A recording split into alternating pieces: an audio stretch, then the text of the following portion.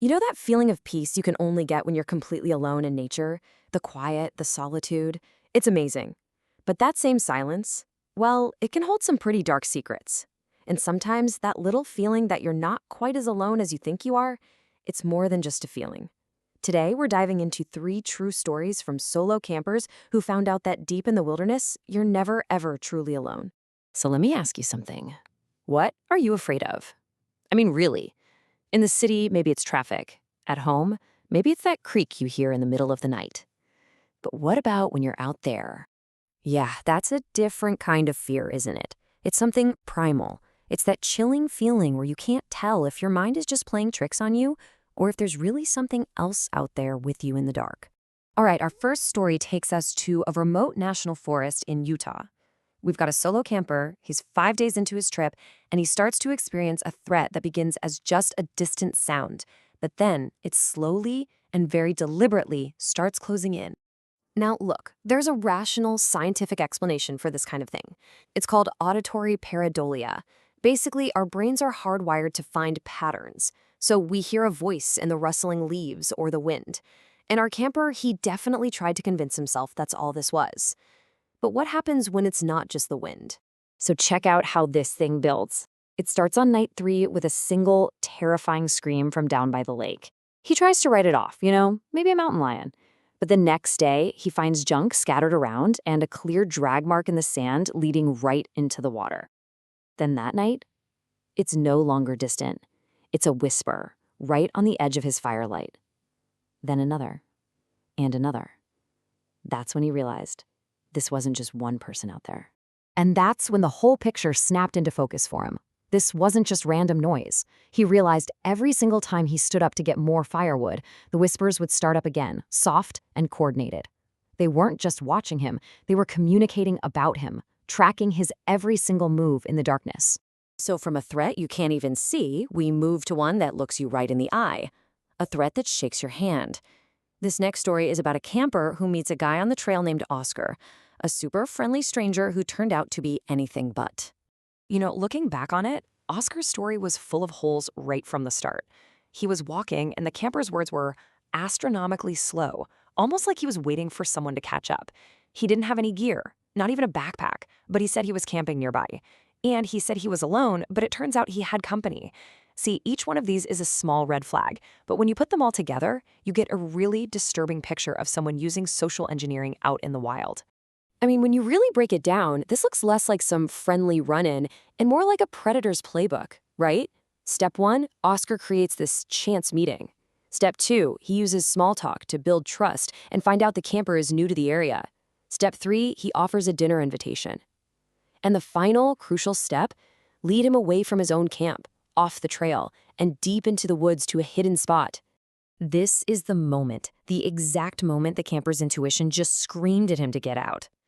After some really awkward small talk, this heavy silence just falls over the camp. So he makes an excuse to leave, and the 2 other guys, they don't say a word. They just stand up and stare at him. But Oscar, the guy who started it all, he doesn't even look up, just keeps poking the fire like nothing's happening.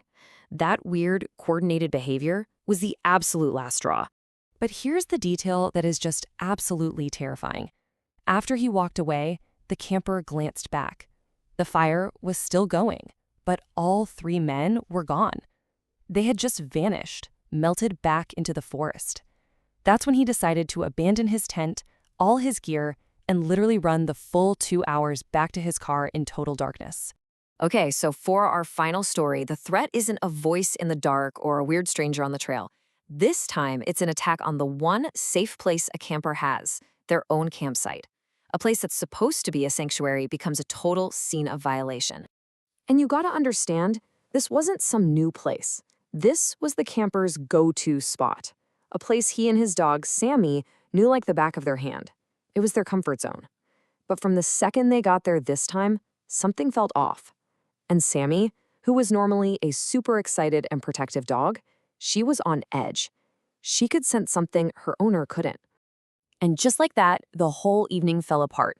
Right at dusk, Sammy just bolts, barking and growling at something in the trees.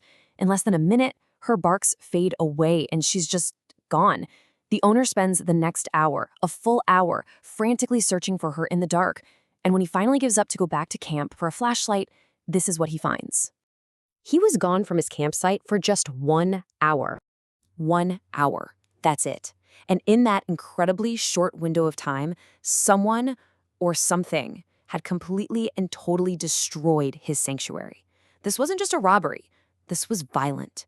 The tent was slashed to ribbons. His gear was thrown everywhere. It felt personal. It felt like a message.